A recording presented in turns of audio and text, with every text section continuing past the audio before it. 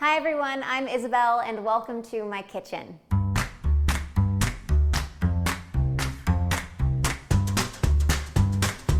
To start off, a little background about me and my family. My mom is Filipino. She was born and raised in the Philippines. And my dad is white. He was born and raised here in the US. And I say that because that makes me proudly half Filipino. I am so proud to be of Asian descent, and that's also the impetus for why I wanted to hop on here and make this video. And in light of everything that's been happening over the past year, we have seen an increase in violence against the AAPI community, incidents of Asian hate and hurtful rhetoric. Obviously, that's been very upsetting to watch, and it's made me fearful for not only my mother, my family, but my loved ones and family friends who are also of Asian descent or who are, like me, Filipino or half Filipino. So that being said, I wanted to do something to shine a spotlight on this beautiful culture, my own background of being Filipino, and do something to celebrate Asian heritage and to celebrate Filipino culture. My mom always told me that in the Philippines, food is a blessing, and so to share it with others is to take care of them and to show them that you care for them. And I thought a little caring for others could go a long way in today's day and age. All right, let's get started. This is what you need for chicken adobo. First thing you need for chicken adobo is chicken. Now, this recipe calls for 4 pounds of bone-in, skin-on dark meat chicken. I usually am only cooking for 1 or 2 people, so I use 1 to 2 pounds of chicken thighs. Some sort of cooking oil. I use avocado oil. You can also use coconut oil. Lots of garlic cloves crushed. This recipe calls for 15 cloves. I know that sounds like a lot. I usually use about a dozen. 2 teaspoons of whole black peppercorns. 1 cup of unsweetened coconut milk, a half a cup of white vinegar or coconut vinegar. I usually just use white vinegar, half a cup of soy sauce.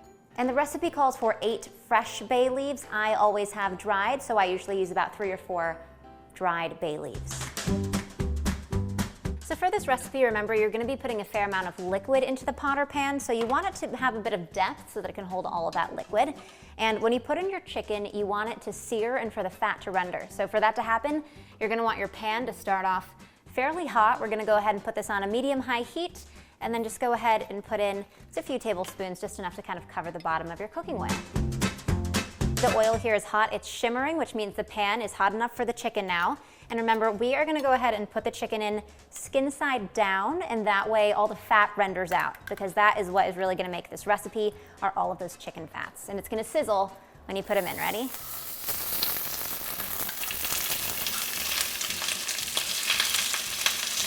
So now I can see the chicken skin is starting to brown on the edges. The fat is rendering. You can see more liquid in there.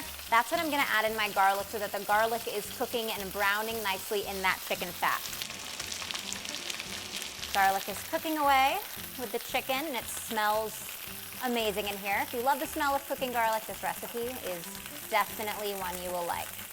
So you want to let the chicken just hang out undisturbed, because then they'll start to get this really nice golden color on the skin here. That's what you're looking for, and the fat just cooking out of the skin and mixing with the garlics here.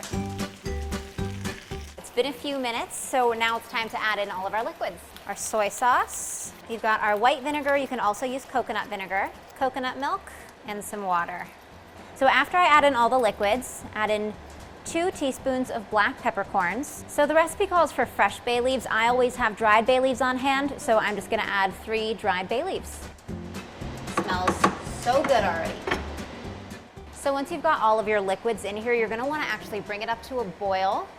Get them all mixing together, and as soon as they come to a boil, you can see those bubbles coming up on the surface. You're gonna wanna bring it back down to a simmer and let it hang out for about an hour. This is one of the most popular dishes in the Philippines. My mom says she has memories of me at 2 or 3 years old eating her chicken adobo, so this is a dish that I grew up with. My mom's chicken adobo is more traditional and simple. It does not use coconut milk. This recipe, we are using coconut milk. There are a lot of different ways to prepare this, depending on what region you're from, how your family prepares it. So this is by no means the one way of making chicken adobo. So they've been in here about 30 minutes now. Everything smells amazing. So I'm gonna go ahead and flip them over just to make sure that they get a nice, even cook.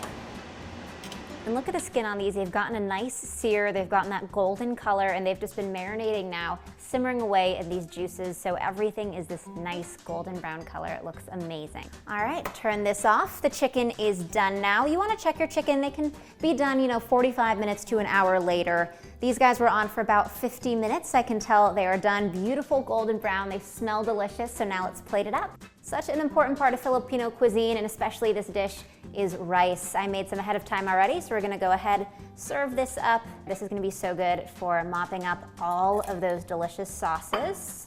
All right, so now I'm gonna go ahead, put the chicken thigh on. Look at that skin, so golden and beautiful. Put it right on top of your rice there. Get some of the sauce. This is really the best part. You can see all of the garlic has cooked down now, mixed in with those peppercorns. Just put that right on top. Okay, this looks amazing, and I'm so excited to dig in, but before that, I just wanted to thank you so much for watching this video. Hopefully this has made you want to try to make your own Filipino chicken adobo. Again, there are 1,001 ways to make this. An important note, don't eat the peppercorns or the bay leaves. Those are for flavoring. You're not supposed to eat those, but however you decide to make this dish your own, I just hope that you will join me in exploring and celebrating Filipino culture. Now I am going to go ahead and dig in.